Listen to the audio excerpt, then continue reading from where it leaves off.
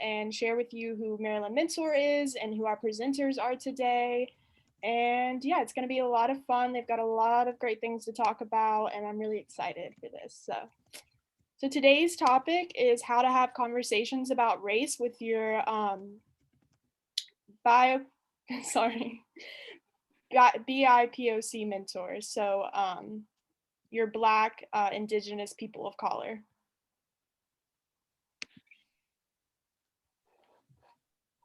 Let me go to slide 2 here. It'll go.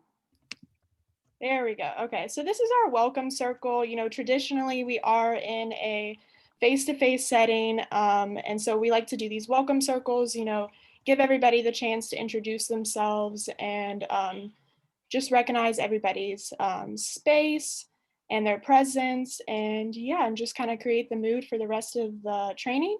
And so I guess in a virtual setting, we're kind of doing that in the chat box, you know, keeping the energy up, sharing with one another as well. But we like to say this a lot. We ask that you just give everyone space and grace, you know, give us some space and grace, as well as all the other attendees that are here with us today. You know, this is a very stressful times, as I'm sure we all talk about very frequently, but yes, space and grace right now.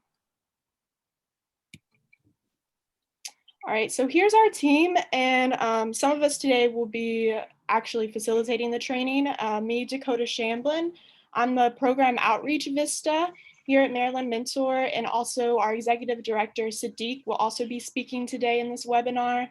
And here's some of our other amazing team members. We have our other two Vistas, Olivia James and Antoine. And then we have our new Program Support Manager, Carlos, and our Operations Manager, Sada.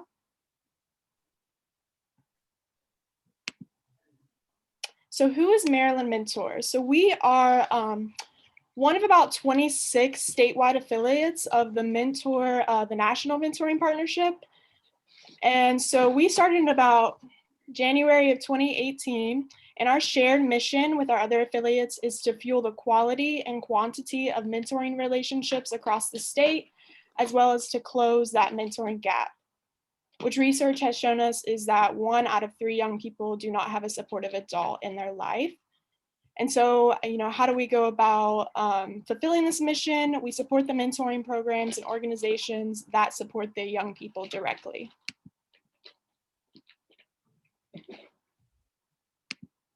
So what does this support look like? Here's just a quick list of some of the really cool resources and services we provide. If you head over to mentoring.org, that's our national partnership website. There's a whole resource library with a number of trainings, guides, webinars that could be of assistance to your program. Our big service is our free program consulting and technical assistance, which goes through the NMRC, the National Mentoring Resource Center. Highly recommend. Again, it's free, and this is really tailored to your program, you know, establishing where you're at and where you can go. And then we have our mentoring connector, as well as a few others, the NQMS, you know, trainings, roundtables, things of that sort. But definitely check out the Maryland Mentor website for more information about these things. If I can get it. Okay, and then these are just some additional tools. Our EEP, Elements of Effective Practice for Mentoring, is really what we use for all of our training services. We come back to this every time and use the benchmarks and standards that are discussed in this booklet. So I definitely recommend checking that out. And then here are just some webinar logistics we like to go over as we go through this webinar. Again, this is a webinar, so you will remain muted and off video unless called upon by the speaker. And so, you know, utilize that chat box, put some comments, questions, aha moments. And again, just a reminder, make sure you click that drop-down menu and put panelists and attendees so you know everybody can see your comments. And also, if you have a question or a comment to make and you want to do it verbally, raise your hand and we can actually unmute you and you can share. And then towards the end of the presentation, there is an evaluation, and we would be very appreciative if you took a few minutes and completed that evaluation. It's really helpful for us as well as our trainers today. And then at the end, you know, obviously put some questions and comments in the chat box, but, you know, we will give you guys some space and time to share. And again, please give each other space and grace and have fun. So I'm going to introduce our trainers today. We have Garrison Martinez and Jasmine Paxson, and these are actually a part of one of our program partners, Talbot Mentors, located in Talbot County. And their executive director, Garrison Martinez, will be facilitating along with their program manager, Jasmine Paxson. And I'm very excited for you guys to hear from them. They have a lot of great things to talk about today. So I'll go ahead and pass it on to Sadiq. Actually, I'm gonna pass it right back. Hot potato. I'm gonna pass it right back to Harrison and Jasmine. Sure. All right. Thank you, Sadiq. And thank you, Maryland Mentor, for giving us this opportunity to participate in this webinar, and this really, really important beginning of a conversation. So just by way of introduction, again, my name is Gerson Martinez. I'm the executive director of Talbot Mentors. We are a mentoring organization that's about 24 years old here in Talbot County, Maryland. We're on the Eastern Shore. We're on your way to the beach.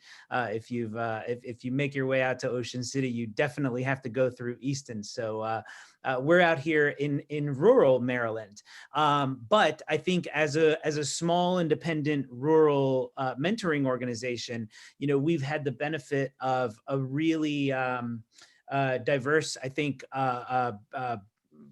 body of stakeholders in our organization, and we're going to talk about that in a little bit. But anyway, I have the privilege of serving as the executive director of the organization. I've been with the organization for 3 years. Prior to being with Talbot Mentors, I was also fortunate enough to be in the education space in New York City. And prior to that, I was in the capital markets space in New York City as well. So that's just a little bit about me. I'll have plenty of time to talk a little bit later. So I'll hand it over to my colleague, Jasmine.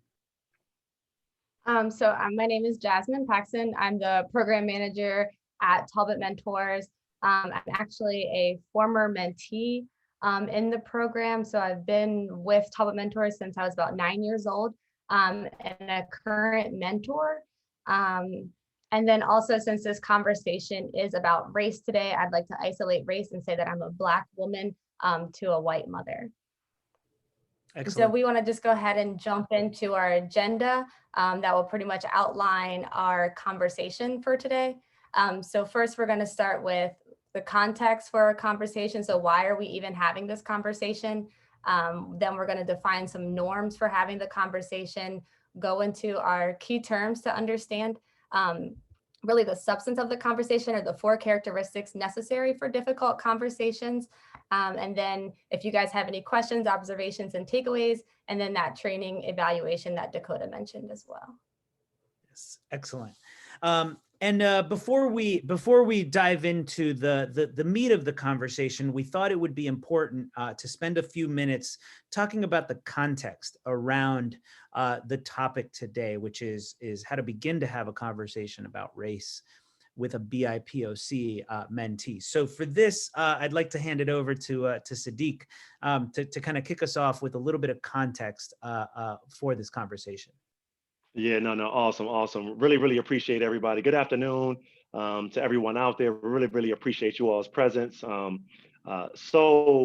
thankful and appreciative to the Talbot Mentors team for the time that you all not only put in preparation for this presentation and conversation today, but again, just all the work that you all do in terms of leading with passion and heart, et cetera, which is again the perfect segue as we talk about context. So here at Maryland Mentor, we are, wrestling very deeply, as is the rest of the mentoring field in terms of context, with the implications of race, just like, again, the rest of us are, on all of the implications on our lives.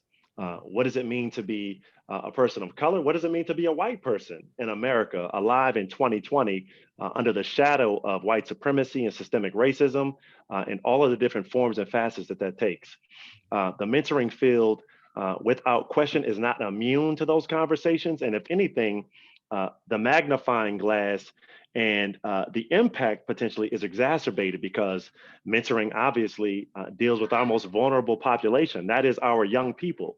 So in the context of that, we have been really in a soul searching phase as Maryland Mentor in terms of making sure that we are centering racial justice and equity and inclusion as part of all of our conversations, not as, a happenstance appendage, but baking that into everything that we do. So it's no longer accidental or a part of something that we do, but again, it's rather in the DNA of what we do. So this conversation is very, very fitting and was planned to really come immediately after. For those of you all who joined us or had the opportunity to join us just a couple of weeks ago when we had really the first of several conversations that we'll be having over the next couple of months. But that conversation 2 weeks ago was around combating white saviorism and mentoring, which is really, from an adult standpoint. Now with this conversation, we bring back the idea of bringing back into the conversation our young people and how do we recenter them as the hero and as the centerpiece of the mentoring relationship, not the program, not the mentor, very, very critical, but we have to ensure that we are centering young people. So with that, the last piece that I really wanted to make sure that I highlighted as part of this intro before I pass it back to the awesome Talbot team is that also central to the Maryland Mentor philosophy is centering programs in the exact same way that we've just asked you all and continue to, to challenge each other to center young people. It's our job to highlight, uplift, and center mentoring programs from across the state that are doing amazing work. We are not the keepers of every bit of knowledge as it pertains to mentoring. Sometimes, again, we're cheerleaders, amplifiers from the work that is happening directly in the field. And there's no better example of that than the work that Talbot Mentors is doing. They did this presentation in a similar format a couple of different times for their program in particular in their local community in Talbot County. And we said, Harrison, Jasmine, Allen, board, Talbot Mentors board, this is too critical of a conversation to just keep it in Talbot County. We need to lift this up and have a greater conversation with the entire mentoring field here in Maryland, or as many of us can make it this evening. So a little bit of context. Again, I'm so appreciative of the Talbot team. And one other point that I'm sure will be echoed throughout this conversation is that we don't expect to solve white supremacy and systemic racism today. This is the beginning, right? This is the beginning. And we really, really encourage folks to not walk out of this conversation if you don't get this entire list of tips and strategies and et cetera, to feel deflated, but rather let that serve as an opening point for us to continue these conversations individually and inside our own organization. So with that, I'll pass it back to you all. Really appreciate it. Excellent. Thank you. Thank you, Sadiq, for kind of giving us a little bit of context from the Maryland Mentor perspective. And for everyone on the line, just to clarify the relationship between Maryland Mentor and our program, Talbot Mentors.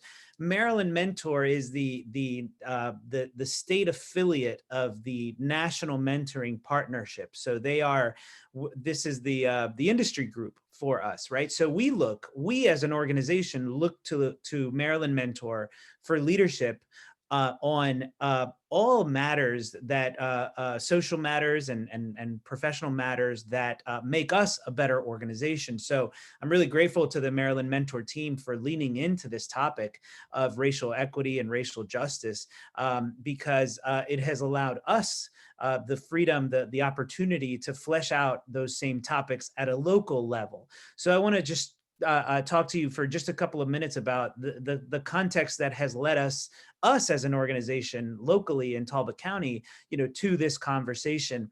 And I think as to echo some of what Sadiq mentioned, it cannot be ignored that our entire nation is reckoning with racial justice and racial equity. I would say that in 2020 specifically, George Floyd's death this spring was really served as a catalyst, I think, across the nation, but of course also in our community, for every organization, every sector in our community to begin to be introspective, a little bit and say, what role do we play in this conversation?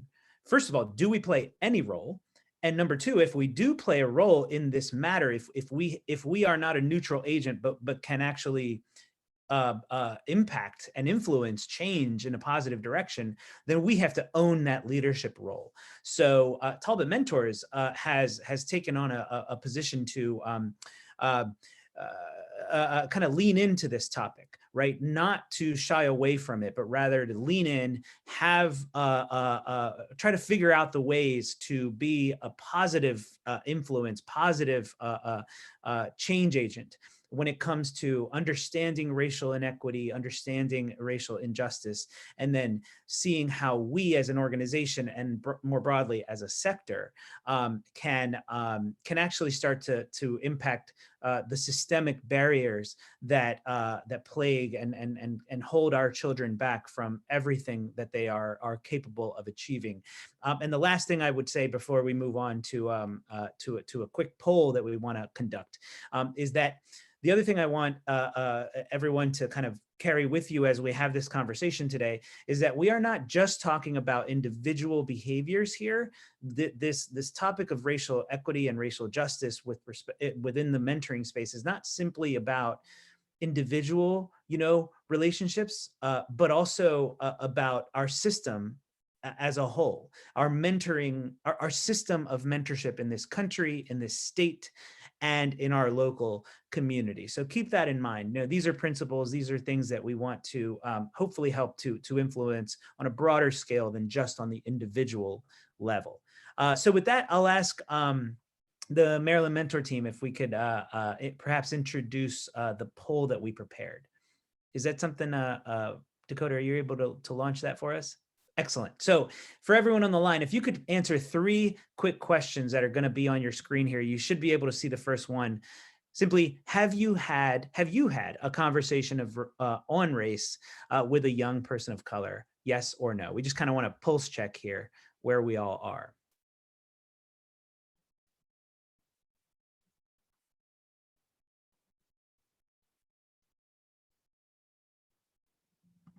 And Dakota, I'll leave it to you to prompt the second one, just 'cause I'm not able to see the results there.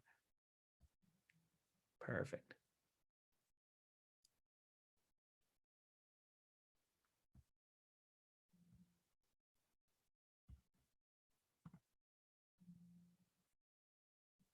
Question number 2, very simply, are you a person who identifies as a person of color? Yes or no?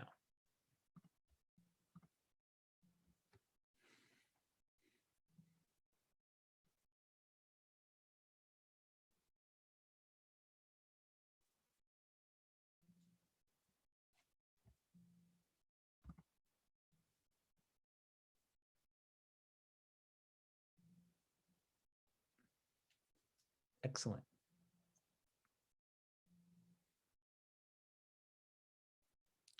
And then question number 3, how do you think that conversation went? For those of you who answered yes to the first question, how do you think that conversation went on a scale of 1 to 10? 10 being it went perfectly. It was positive and encouraging. On a scale of 1 to 10, how did that conversation go? And as we close out that third question, as everyone answers that third question, I want to transition then over to the next portion of our time here, which is to clarify some norms that we are that we want to make sure to adhere to as we continue our conversation today. So Dakota, if you wouldn't mind switching over to the next slide for us.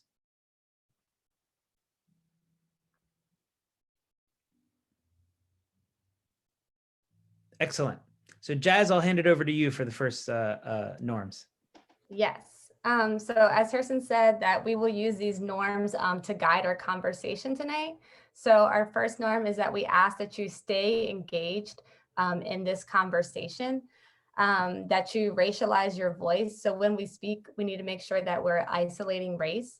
And that means knowing that for myself, I can only speak from my experience as a Black woman. also speak your own truth. When we share out at the end, making sure what you're sharing out is personal to you, local and immediate. Not that you're sharing someone else's story or something that you heard, but it's your own truth. Excellent. Thank you, Jazz. And then the last two norms that we want to highlight and remind everyone of is to experience discomfort. Now, this might be almost seem a bit counterintuitive, but we are talking about an inherently uncomfortable topic. So we just ask you to be okay with experiencing discomfort with some of what you might hear. That's okay in this conversation about race. So experience discomfort. And lastly, as Sadiq highlighted a little bit earlier, we ask that you expect and accept non-closure. What that means is that tonight we will not resolve all of the issues that we know are, are out there in the world with respect to racial justice and racial equity.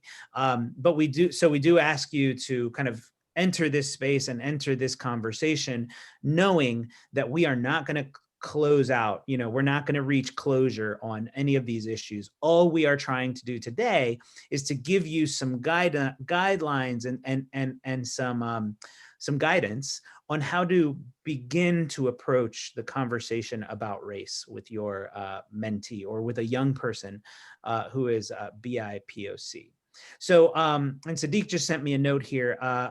We would like to give you all a few minutes to ask, to stop at this juncture and in the chat, or if you'd like to unmute yourselves, share out a little bit. For those of you who answered that you have had conversations on race with these with a young person who's BIPOC. If anyone would like to share, we have a good amount of people on the line today, so I hope that some of you are willing to unmute yourselves or share in the chat. Maybe give us a little bit about what went well and what didn't go well, or what you thought might have been missing in a conversation about race that you may have already had.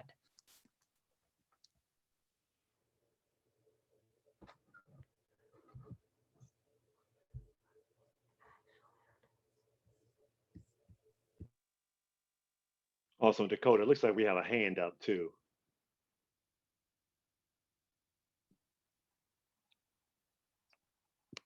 Hey, Sadiq. Yes. I'm not able to see on my end just because I have that presentation up. Let's see here. Let me see if I can unmute. So we got a couple hands up. Now we're cooking now. We're cooking with grease. Hi, Carol. I'm going to unmute you, Carol, now.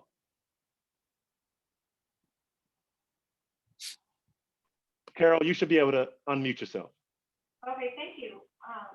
I'm Carol Feeney from New Mexico. I've worked with the refugee resettlement population, and I tend to, over the years, gravitate to young girls from Africa who have come here as political refugees. And I found that it's very effective because when I mentor them, they mentor their cousins and siblings, and when they grow up, two of them have gone through college, and talking about race to them has been very uncomfortable for me. We've read books about it.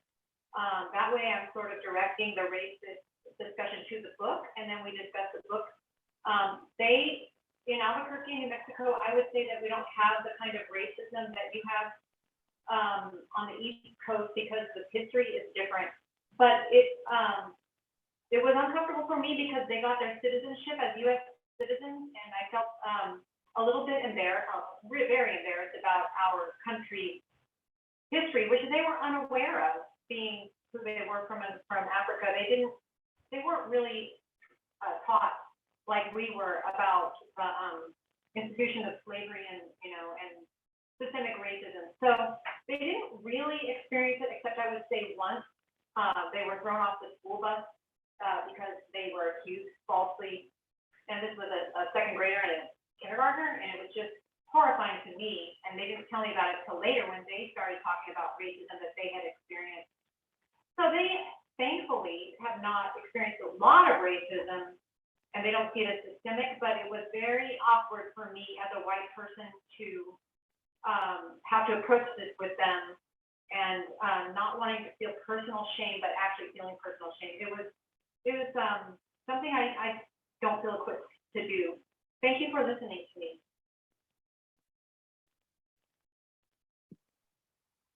Awesome. Awesome. Excellent. Thank you. Thank you so much for sharing that. It's so interesting, and it's so actually encouraging, to hear perspectives from across the country, right? Because I think you're right. The lived experiences and the dynamics in different localities are run the gamut, right? They are on a really wide spectrum. So I really appreciate your perspective. Thank you so much. Anyone else want to share a little bit about what it has been like to talk about race with young people of color? Yes, so we have a Maria Brown. You should be able to talk. You just have to unmute yourself. Hi, everyone. My issue was with my niece who attends private school, and the school is predominantly Caucasian. It's approximately 10 African-American students. And her problem came in where in the library, there was no books that represented African-American children. So we encouraged her to go and talk to the librarian, and she did. And the librarian did get books that reflect African-American children, but she gave all the books to my niece instead of putting the books in the library where the other African-American children could reach them, read them as well. So what the problem seemed to be, we had to explain to her how come there were no books that represented who she was in this library, as well as explain to her how come there's only approximately 10 African-American students and she's not getting to see those. And while they put all the African-American children in one group, and if they're in the same class, they group them together instead of letting them be social and mingle. So that was a very tough time for us to explain that to her and to get her, to understand this world's not perfect. It's not perfect. We love all people, and we teach her to, love all people, respect all people, and get along with all.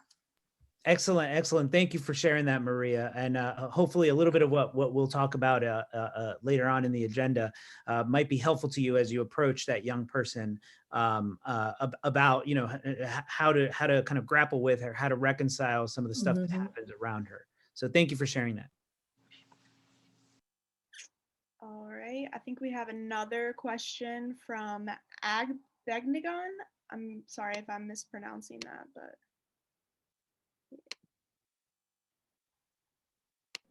Hello, can you hear me? Yes.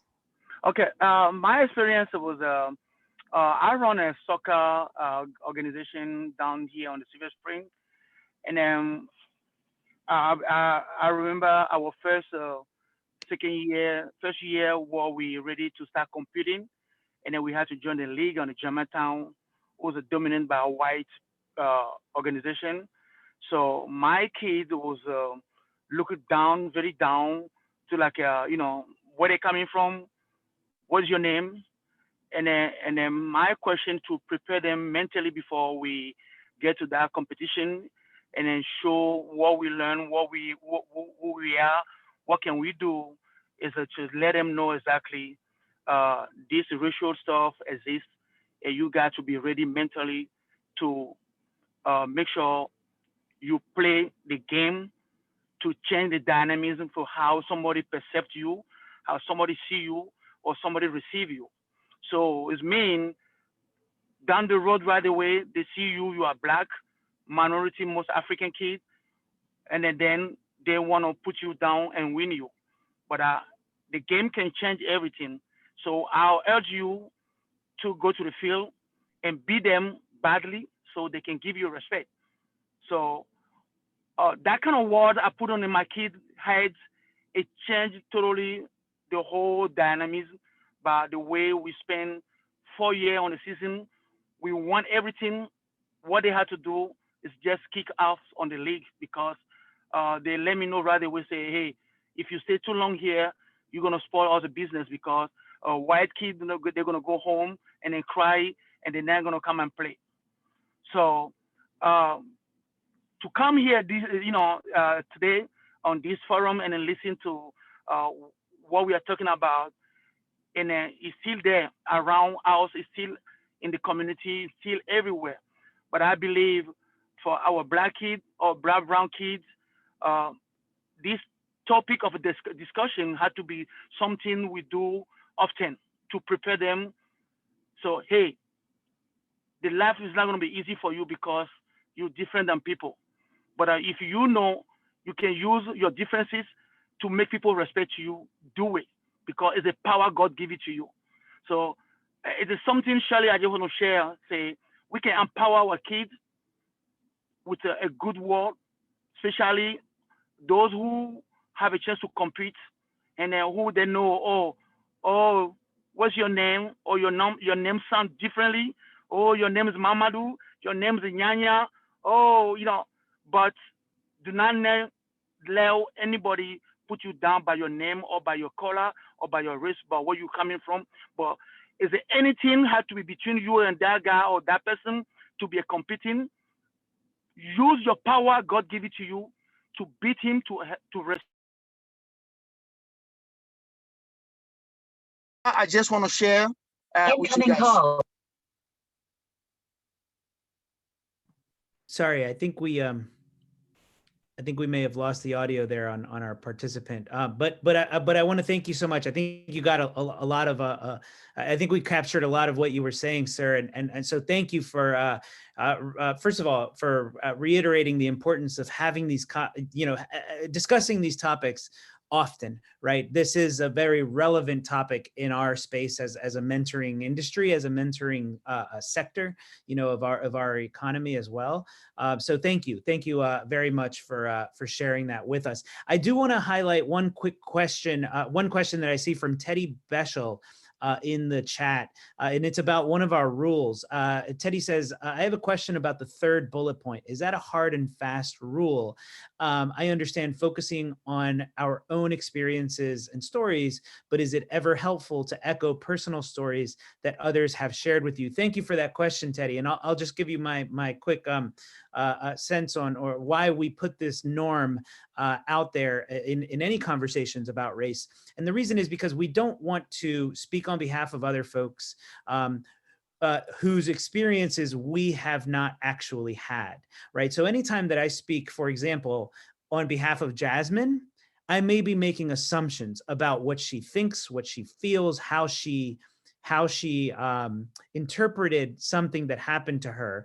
So it is a rule that we want to reiterate that what we speak about here, come from your personal experience with a young person that you may have spoken with, or your racialized experience as a person of color or a Caucasian person as well. Jazz, is there anything that you would add to that? I'm sorry, what are your thoughts on that question?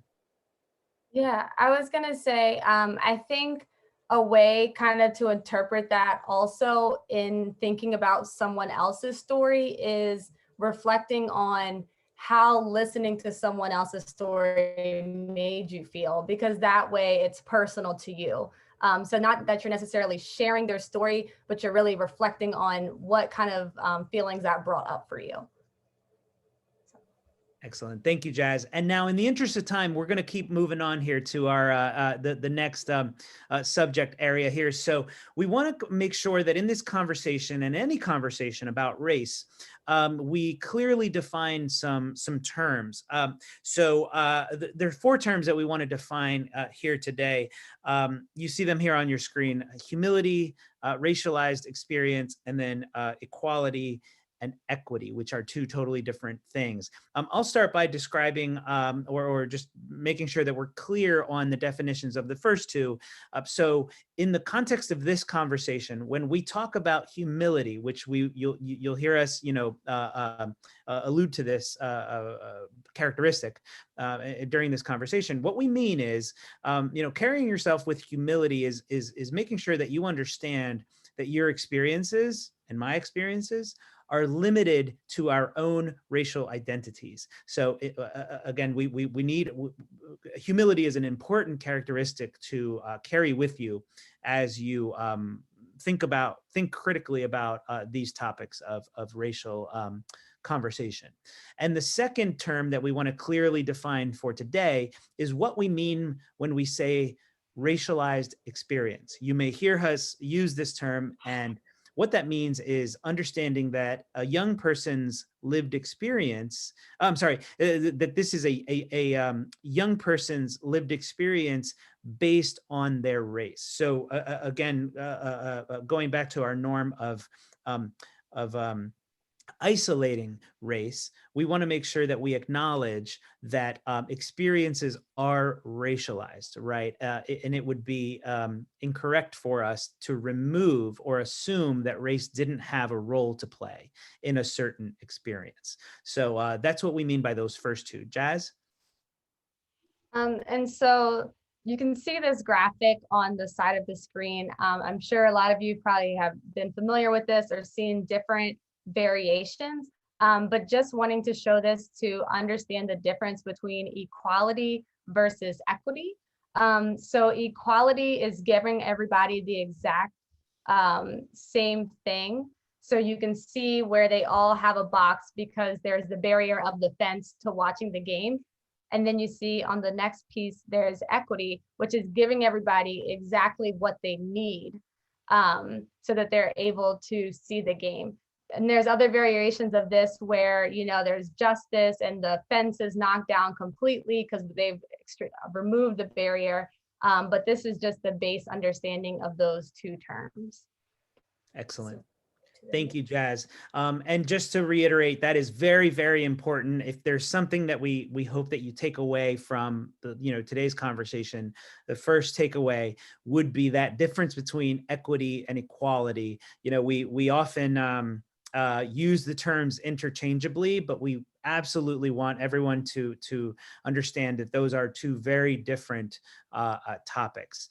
So thank you, Jazz, for explaining them as succinctly as you did. So moving on, Dakota, I'm sorry. There we go.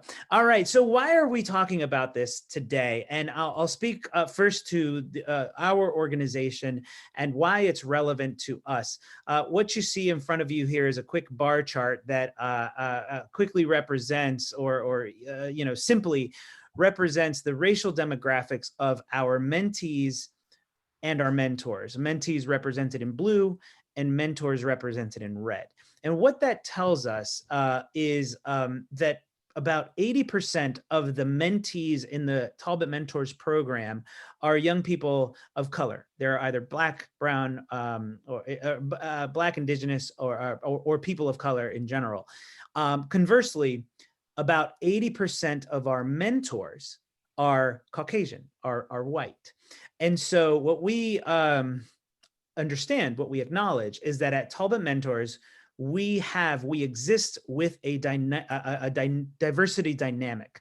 That means that we have a diverse mix of adults who do the volunteer work in our organization and young people that we serve. So you might wonder, is that just your organization or is that a national trend? And Dakota, if you could hit just the space button real quick to animate the slide there.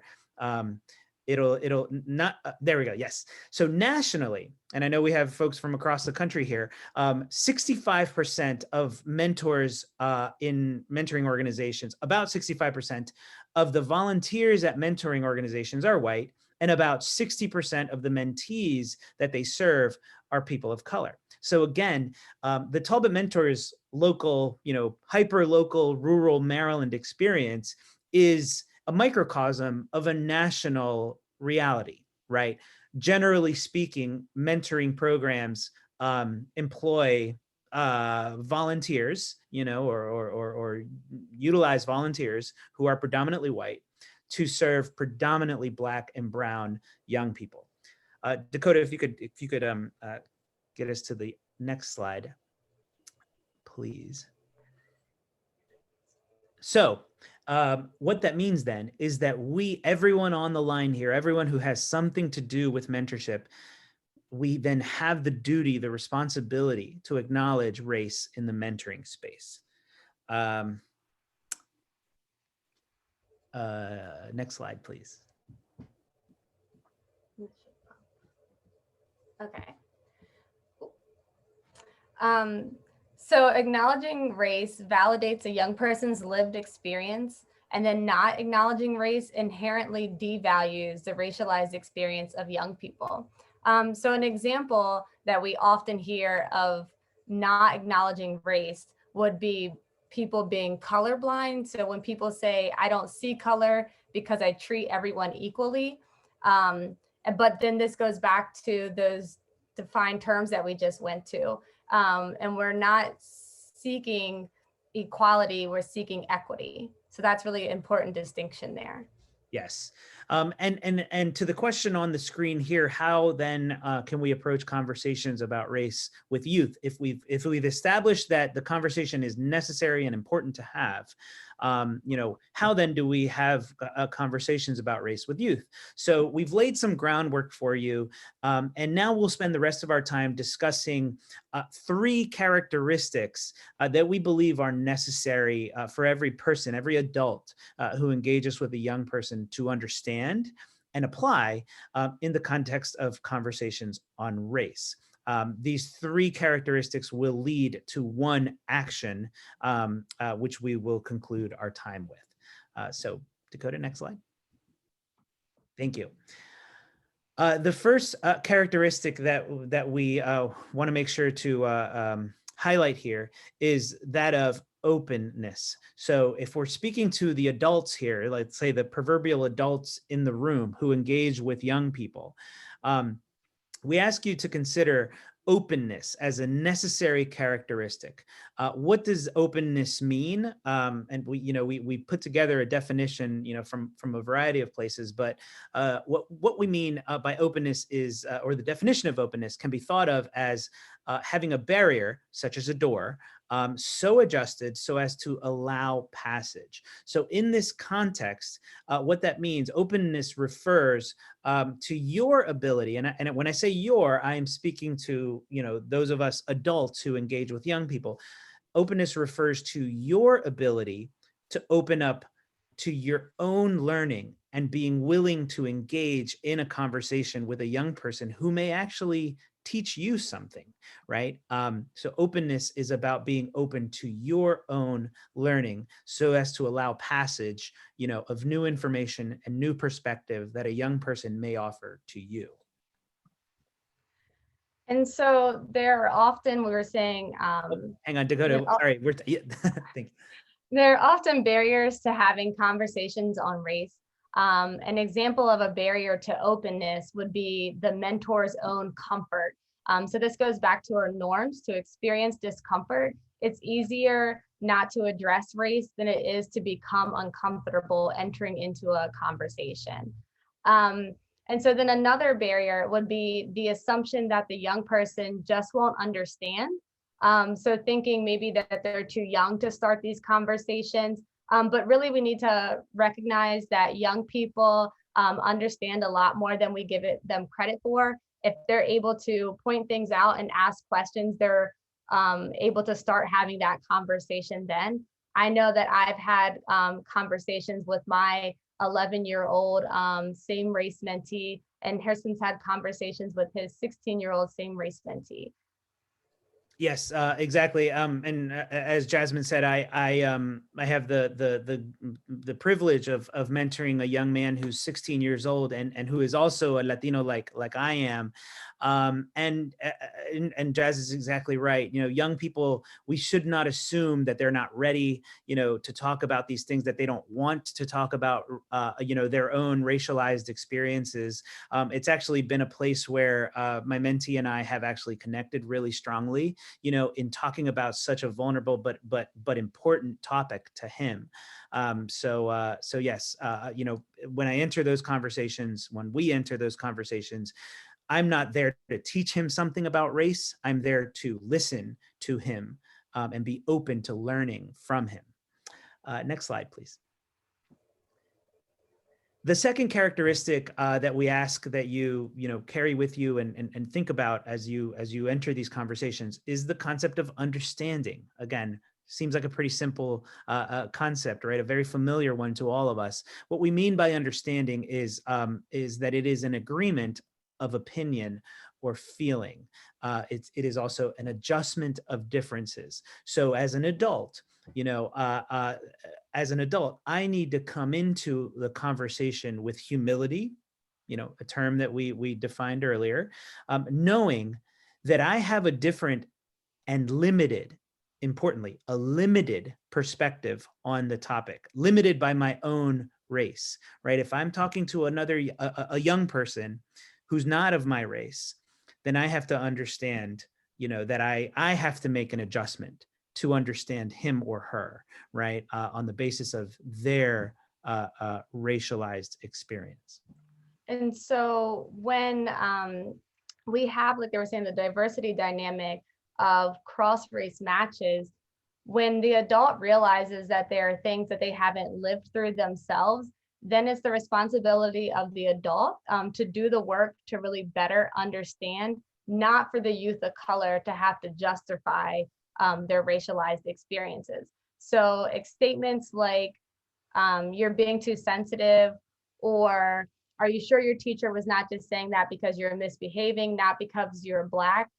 These example statements showed an adult questioning whether a child's experience is about race, but it's not up to you to fix the problems of the young people, but it's for you to listen to them.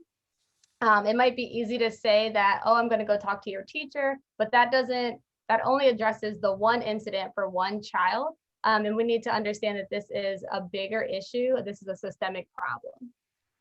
Yeah, and as Jasmine just alluded to, just to take a quick step back or to revisit something that she just mentioned, you know, I don't know if anyone on the line here has ever engaged as an adult, you know, in a conversation about race where someone may have said, you know what, maybe that wasn't about race.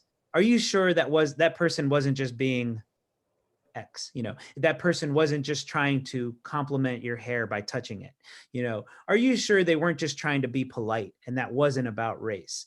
That even happens to us as adults, right? So we just want to bring, you know, to your awareness here, how important it is, you know, to enter into this a conversation with a young person with understanding, you know, that devaluing or not, you know, not placing proper value on that young person's experience, or saying, are you sure that was about race, inherently, you know, devalues and does not show a willingness to understand and adjust our perspective. So as adults, that's very, very important. Dakota, if you could take us to the next one. All right. The third characteristic that we ask that you consider is that of vulnerability. Vulnerability in this context is uncertainty, risk, and emotional exposure. Again, as adults, in the context of mentoring, we often might think that, hey, I'm rock solid. I'm here to, you know, help a young person, support a young person, and we may not often allow ourselves the opportunity to experience risk and emotional exposure, especially when it comes to race, right? When it comes to conversations about race. So it's quite necessary, you know, to show vulnerability to a young person of color when you are even thinking about entering a conversation about race. Many of you may be familiar with Brene Brown. She's an esteemed psychologist and speaker and writer and all the rest of it. And she acknowledges, she says, vulnerability is not a weakness.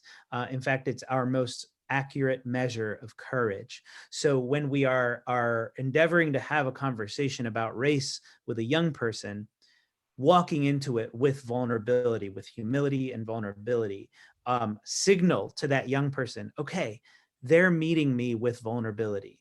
Now, the young person might be willing to meet me there and be vulnerable with me, right?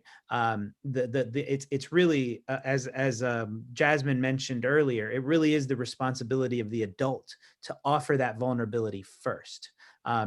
Being vulnerable requires you also to be able to call yourself out, right? It requires me to be able to call myself out. Being vulnerable requires emotional risk of opening up. It may be that this young person rejects, my conversation, right? That's emotional risk, but that's, as the adults in mentoring relationships, those are risks that we should be willing to take to show vulnerability.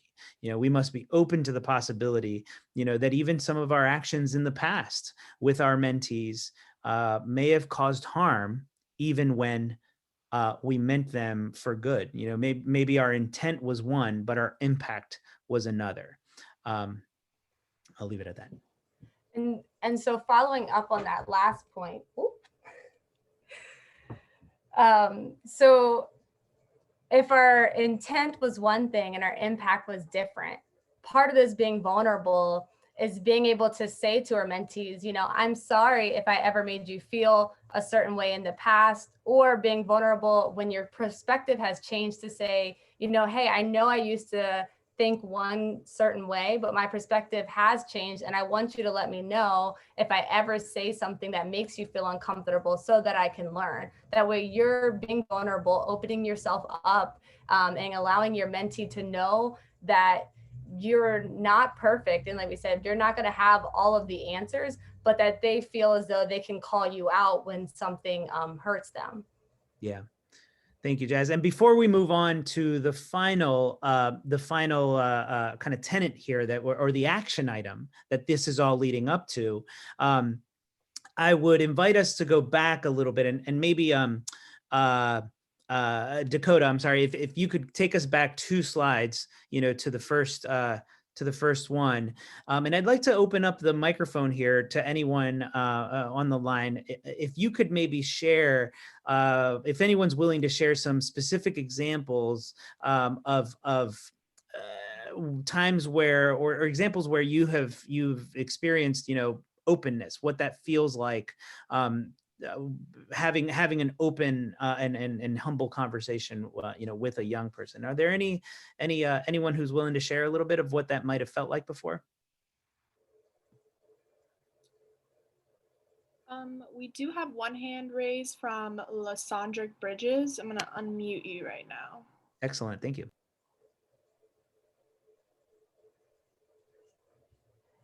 How is everybody doing today? I do have a story. My name is Dr.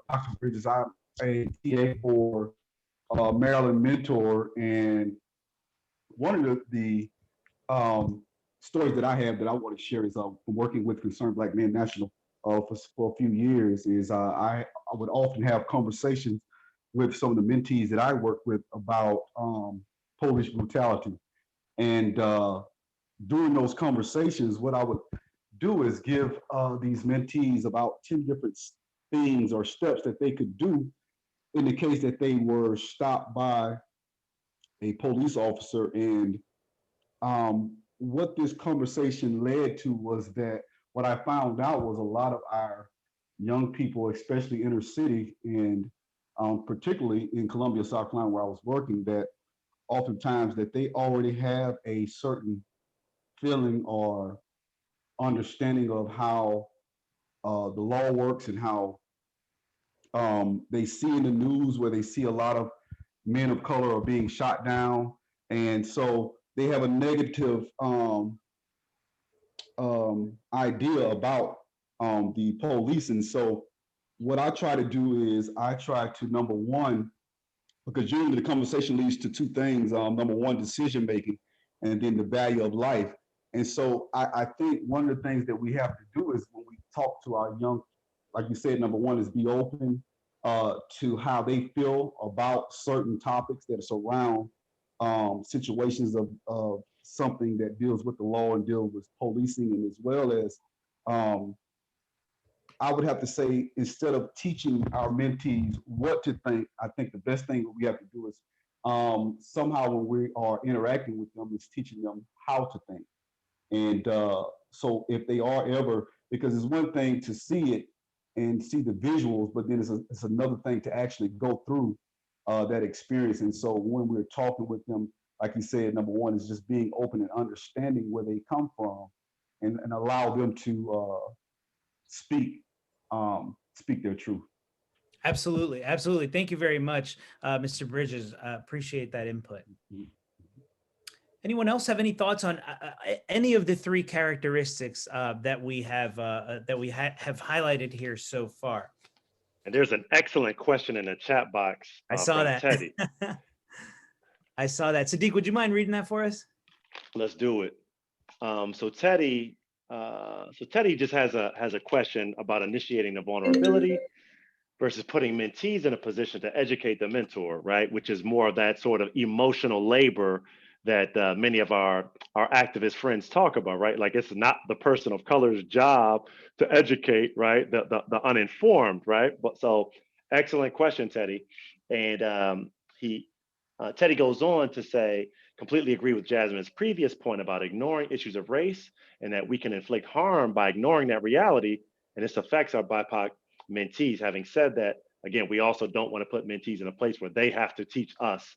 How do we balance the two? What are you all's thoughts on that? And when do you think it's important for mentors to initiate conversations about race? And when do you think it is harmful? So there's like 5 or 6 excellent questions wrapped up in one here. Appreciate that, Teddy. Yeah, Teddy, you are firing on all cylinders here. You're touching on some stuff that we've talked about, and you're touching on the action item that we have not yet visited. So thank you for being so engaged and for these insightful questions. But maybe if we could isolate just the very first statement that you made, or perhaps question that you're asking. You say, you completely agree with Jasmine's point that ignoring issues of race can inflict harm, which is absolutely true. But Jazz, and I would offer, I would give you I'd love to give you the chance to kind of respond here. If we don't want to put mentees in a place where they are responsible for teaching their mentors about race, then, how do we interpret or how do we balance that? It's not the responsibility of a young person to teach the mentor. So then, how do we approach a conversation? And I think it leads us into our action item, right? No, yeah, that definitely makes sense. And I definitely believe leads into that action item. I would say though, you're completely right. It's not for the mentee to teach you. So that goes on to additional action items as well. As like, you have to be willing to do the work. So even, coming to webinars like this or reading literature, you have to be engaged to learning more on your own first. I really feel like before you can enter into these conversations, especially if it's a place and conversations that you're not really familiar with having with anyone, even people of the same race. So yeah. Yeah, absolutely. Thank you. Thank you, Jazz. And thank you, Teddy. So with that, I think we can move on to our action item, which, as you recall now, we've talked about openness, understanding, and vulnerability, which are all 3 characteristics that we believe lead you to the action of validation. So when we begin to talk about race with young people, really nothing else can happen yet. Nothing can begin to be resolved unless we validate and honor, as you see on the screen here, stay in the moment and honor another person's experience. So, and specifically when we're saying another person, we're talking about a young person, a BIPOC young person. So Teddy, to answer your question, here, we don't want to, and I'm gonna make an assumption here. If I'm an adult, and I'm talking specifically, to a Black boy or girl. I'm an adult, I'm a Latino, and I'm talking to a Black boy or girl, or a young boy or girl of any different race from my own. The most important and fundamental action that I need to take in that moment is simply to validate, right? To take those three characteristics, use openness, vulnerability, and the third characteristic, to validate the experiences that this young this young person is sharing with me.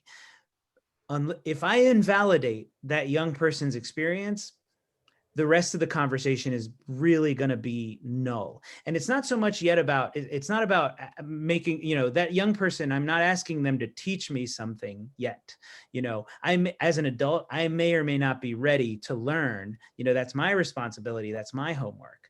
But validating a young person's experience is absolutely fundamentally necessary, in order to move a conversation forward. And I think, for many people on the line here, if you're a person of color, you have probably experienced invalidation of your racialized experiences, right? And that just like, just as we as adults, if our racialized experiences are invalidated, we kind of shut down, right? We may be unwilling to further the conversation.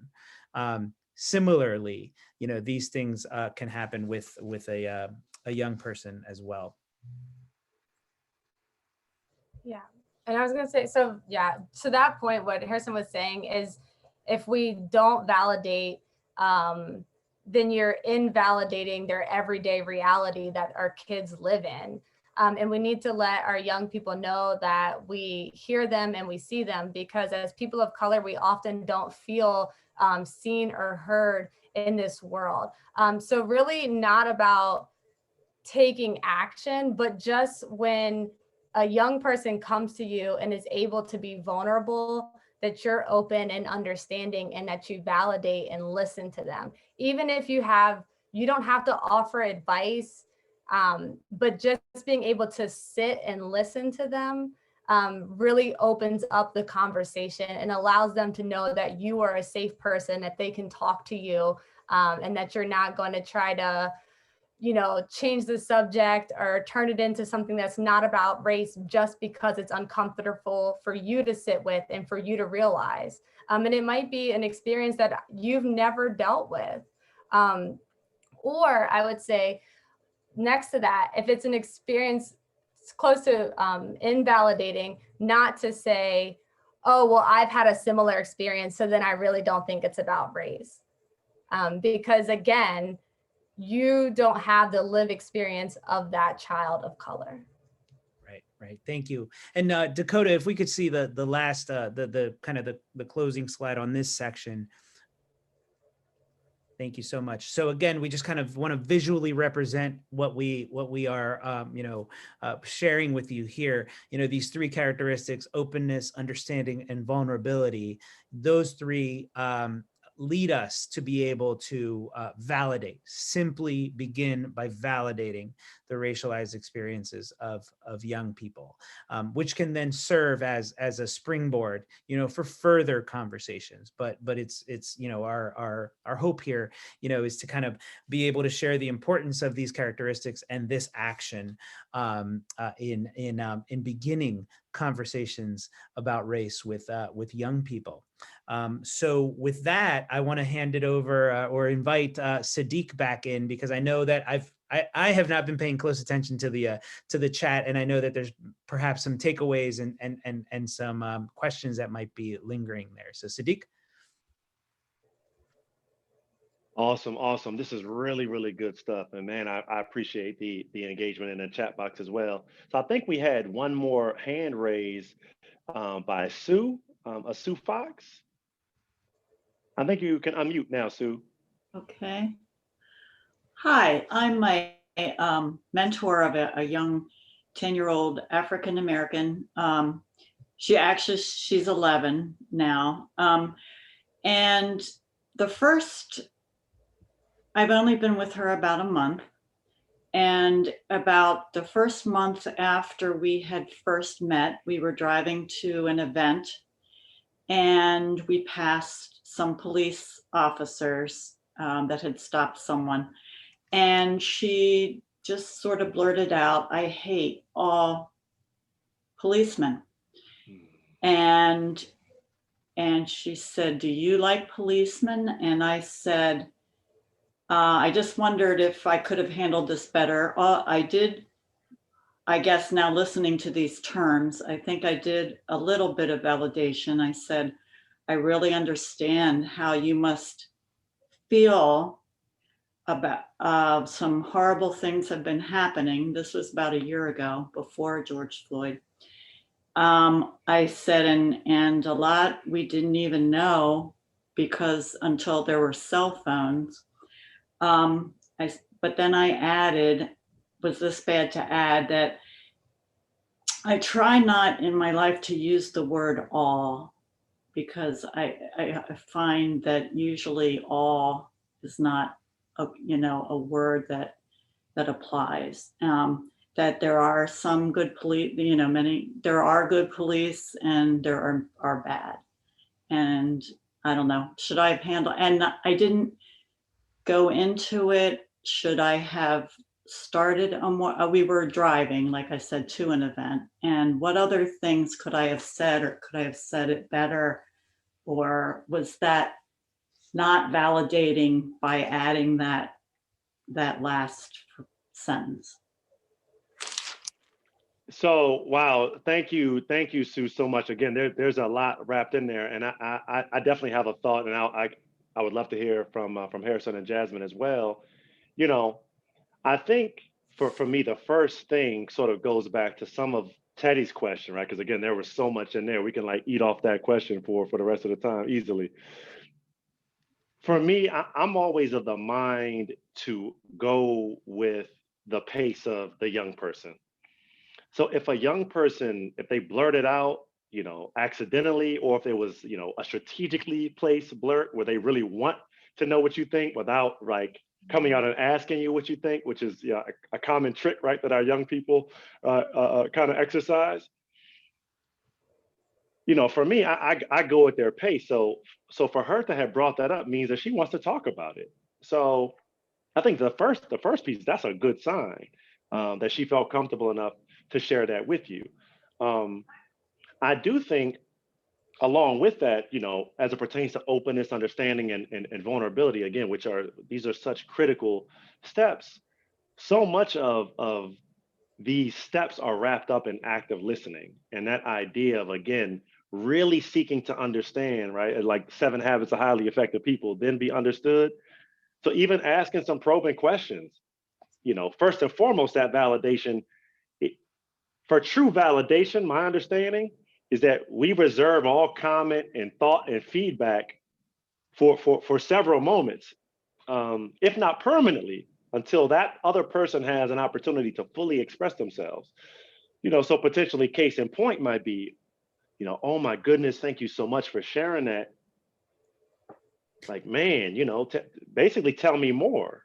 Right? And sort of continue that conversation in that regard. Harrison, please. Yeah, no, and I was going to say, Sadiq, I think a really valuable potential, kind of build up to the beyond the active listening, I think, is allowing the young person to offer even more of those thoughts, right? To signaling to them, like, I want to keep listening. I want to hear your frustration, and I want to hear your thoughts on how to fix it. Because think about how many young people aren't asked that question, right? They are prescribed things over and over again, right? This is how the world works. This is what you should do. This is what worked for me. So at the very outset, just the active listening, the act of active listening is so important. And then also the follow-up of being able to say, and what do you think? How would this be better? It doesn't matter whether you agree with that or not. What you're doing is validating that young person's voice. And what that'll do is allow them to share more with you the next time, right? And that's the goal, right? The goal is open and really genuine two-way communication. And I think that, yes, that first step of active listening, is only the first step. I think we can, take some follow-up steps to really get at, really listen for understanding, from a young person. Absolutely. And I would just say that, the other side of that, Sue, which you somewhat alluded to, is that, was that appropriate? Was that an appropriate response? And I don't think it's about, inappropriate, appropriate. It's just about better, right? Like, how can we give a better response? And I would just think to myself that in that moment, the idea of sharing your opinion, in terms of all, right, or letting her know that in that moment, hey, I don't really agree that all cops, or that you shouldn't hate all cops, is the potential implication in that moment of offering any of your opinion too prematurely, right? Instead of, again, just that validation. Thank you so much for sharing that. What happened to make you feel that way? Or like, how did you form that opinion? Just asking more of those probing questions, going deeper with them at their own pace. And then it might be weeks later until you offer your opinion, right? Or that might present an opportunity to, so for some more mentor-mentee engagement activities. Maybe you set up a conversation with her for, the most engaging officer that and then you save it to the end that they're an officer, which I've seen happen in tons of different programs. Like, they'll bring a guy in, he's tatted up, right? He's from the neighborhood, and he gives a whole presentation. A lot of young guys, they're sort of like into it, and at the end, it's like, oh yeah, by the way, I'm a cop. They're like, oh, and that has happened over the course of. There's actually a police officer camp that I'm familiar with, so they'll actually do that. The big reveal is really over the course of like a couple weeks that they will spend together in the woods, camping, etc. Then as that relationship is blossoming during that time, at the end is like the big reveal, and it really kind of hits home, like, oh my God, like there are some good cops out here. So just as an additional example.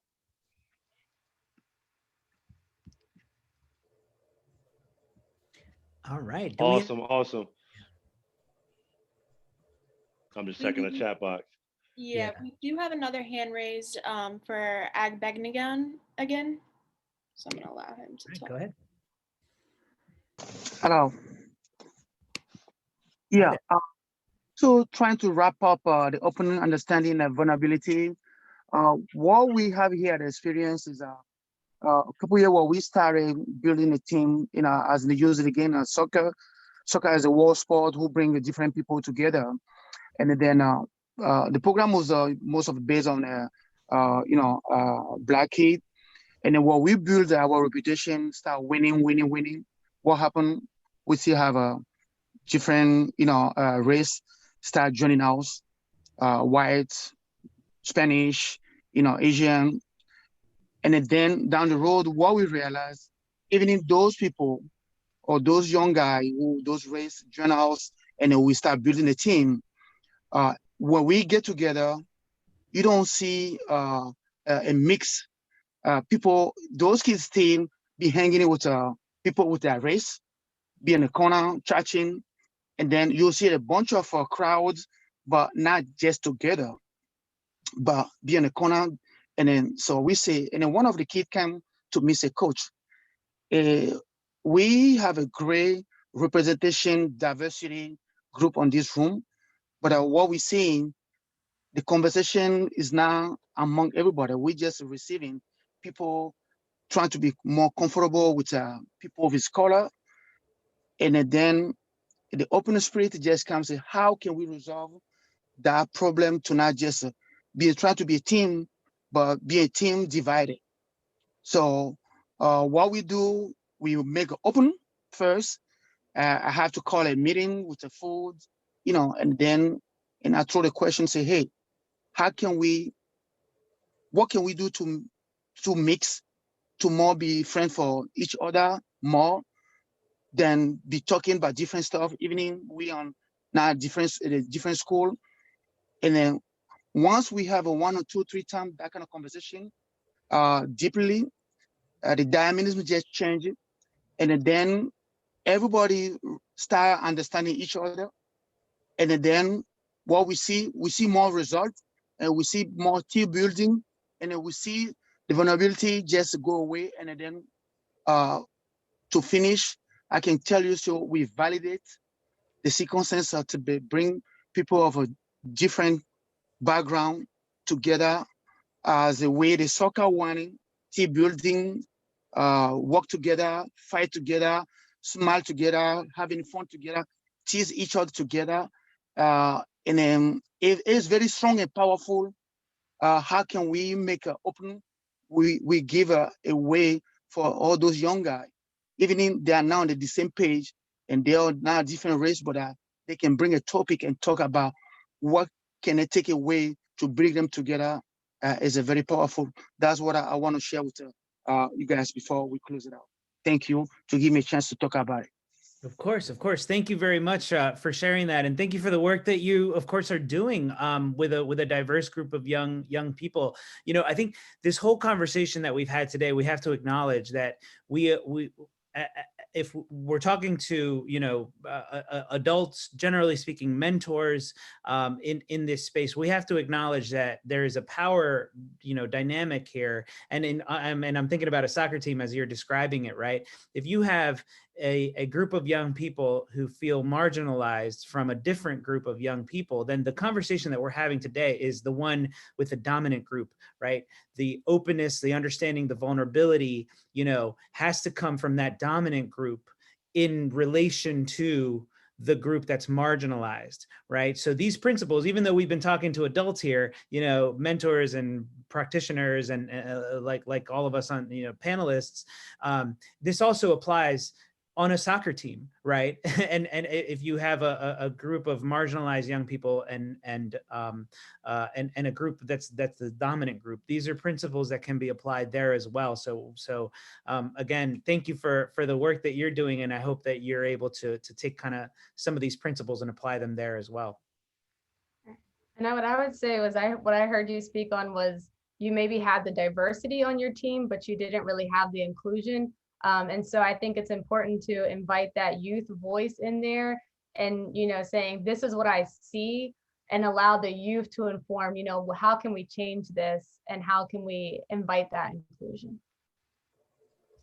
No, that's awesome. That's awesome. And I think the last point that jumped out for me is also that it takes time, that it takes time and attention. And I think, Jasmine, your point really brings that home, and that it's not enough to just dump a bunch of folks together, but it takes time, it takes work, and it takes intention in order to actually mix up that pot where we get the best flavor as a result, right? You can't just dump the seasoning in and just like hope for the best. You got to mix that thing up. You got to bake it. You might got to saute it, but if you just leave it in the skillet in one spot, it's going to burn, exactly. And that's not what we want. Exactly. Excellent. Awesome. So, yeah, go ahead, Sadiq. No. I think we're going to move to the next slide and head towards conclusion. This has been an amazing conversation. You know, so ladies and gentlemen, if we could just sort of like just give Jasmine and Harrison a virtual round of applause here. Let's get some ones. That's my favorite. Just type a 1 in the chat box if you got something from this conversation today. If you guys could just give us a 1 in the chat box. We got some triple ones right there. We'll take all of those. Nice. We got some ones for y'all, Talbot Mentor team. Alan, you know, he's biased. He's from the Talbot Mentor team. Stop that, Alan. So just a couple of quick takeaways from everybody on the line with us. Once again, we really appreciate you all's presence and you all's openness to be able to join this conversation, which is, again, for us, the perfect segue into this beautiful quote by the writer, the famed writer and activist James Baldwin, who told us that not everything that is faced can be changed, but nothing can be changed until it is faced. And, you know, I think this conversation is illustrative of that point, and that This is not going to just happen by itself. It's also not going to happen overnight. But the bottom line is that we have to make something happen if we are serious about change. And again, especially as it pertains to our young people, the stakes are high. The stakes are high. And every moment that we shy away from these conversations, every moment that we don't educate ourselves in preparation for these conversations, we are doing a disservice to them, and we're doing a disservice to ourselves. I'm just reminded of a conversation that I've had, honestly, and in full transparency, a couple of times throughout the course of this year, and one with a really, really close white ally and friend of mine. And they made a remark one day, and I immediately, we just sort of launched into a deep conversation about it. And there's this idea that, especially, white people, right, the dominant culture in this country, there's this idea that, undoing racism and, eliminating white supremacy and really driving towards racial justice is it's for us as Black people or people of color, that somehow, it's the benevolence of white people that is driving the undoing of racism and the elimination and the evisceration of white supremacy. And my friend, they said this to me, like, you know what, we have to do this for you. And I corrected them on the spot in that it's not for me, it's actually for you. It's actually for you. So in the exact same way that we think this work about mentoring, we think it's for young people, but it's actually for us as adults. It's for us, That's right. those folks that are in charge. It's our collective soul that hangs in a balance, not just white people doing it on behalf of Black and Indigenous people and people of color. It is for the souls of white folks as much as it is for souls of Black folks. And I just think that is a really, really important distinction, and one that we have to keep top of mind, and that we aren't doing anything for young people either. This is actually for us selfishly, and we need to proceed in that regard and educate ourselves along the way. So I just I'm really, really appreciative to the Talbot Mentors team. And there was one final point. I'll allow you to make that, Harrison, before we move into the next slide that has some additional resources. And I'll just ask you, Harrison, should we, right? Because we kind of opened up with that question, right? Yep. Not only like, this was all about how, right, to have these conversations, but you alluded to this early on, Harrison. Yeah. Should we have we? these conversations about race with our young persons? Yes, we absolutely need to. We cannot ignore the impact of racism on the young people that we serve. We cannot ignore it. What we ask of everyone on this line is to commit to educating yourself, commit to the work, commit to understanding our own advantages, biases, privileges, and actually to crystallize those privileges and leverage them to the benefit of young people who just don't have them just by luck of the draw, right? Because of where they were born or whatever other, qualifier we want to use. We have to recognize that these young people, many young people have systemic, structural, significant barriers, to their success. It means nothing about their capacity. It says nothing about their willingness to succeed. It's just, we have to recognize that the world around them is the one that impacts their ability to succeed. That's why we're all in this work, but we have to call it what it is when it comes to structural and systemic racism. So, being on a webinar like tonight and having and dialoguing with us is a part of the process. So we're really grateful for everyone on the line, and we just ask you to commit to lean in to this uncomfortable work, because you will certainly leave a legacy long after you and I are all gone. Yep. Harrison, just one other point I'll make really quickly, and this is again back to the final point in Teddy's question a little while ago, is when do these conversations help and when are they harmful? And I think this last point that Harrison is making is so critical, in that there is a right way and a wrong way to do this. And the right way is the way that is scatter shot, shoot from the hip, hope for the best as our primary strategy, Right. as opposed to the right way, the helpful way is one that I am preparing for this conversation. It's never going to be perfect. Right. We don't let perfect be the enemy of progress, Right. but I got to do some sort of preparation beforehand. Can't just go in all willy nilly Right. and hope it's going to turn out well, because it is not going to. Yeah, right, exactly. So yeah, that's why, I think these are great first steps, and we ask you to lean into your organizations, your state affiliates, like Maryland Mentor, for guidance, advice, connections to folks who are doing this work. We at Talbot Mentors, we're very proud to stand on certain principles, of anti-racism. We believe those two things can't exist separately, because of the children that we serve. So yeah, this is a process. This is life's work, for all of us. We hope. Yeah, to Sadiq's point, there is a right approach to it, and we hope you've taken away a little bit today, at least. We hope we've been a little bit helpful. Jasmine, final word before we wrap up, and we're gonna run through this next slide. We're gonna pass it back to Dakota. Don't leave yet. If you're on this webinar, don't leave yet. We need an evaluation completed. Let's go ahead and start dropping that link into the chat box too. But I wanted to give Jasmine the final word too. Thank you so much, Jasmine. Oh, I'm good. Awesome. Dakota, back to you. Thank you, everybody.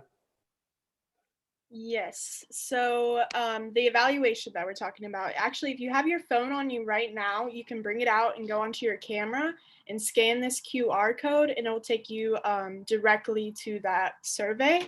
And also, we will drop a link in the chat box for you to do as well. Let me just get that real quick.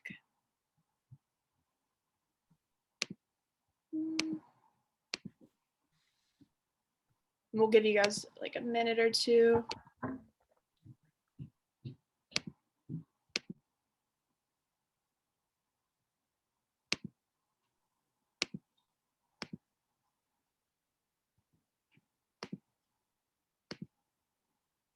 And yes, Cynthia, these slides will be sent out. So yeah, I know we just breezed through that additional resources slide, but there are a ton which we actually took from the attendee guide, the participant guide from our Combating White Saviorism in mentoring programs from, again, just a couple of weeks ago. So we will be sure to send that out. No worries. And Excellent. I had the link here too. I just found it. Yeah. If you guys want to click the link in the chat box, Perfect. don't even worry about it. We got it. Excellent. Awesome. Also move on here too. And also, we do have some upcoming trainings similar to this one on different topics that are open to the public and free. Here's our last two for this fall quarter. If you're interested, and again, all this information is on our website, which is marylandmentor.net.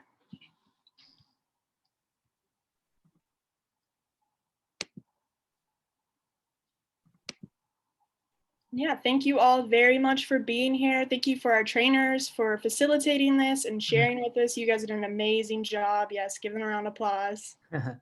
Please, please. Thank you very much. All right. Thank you all. Thank you so much. Thank you.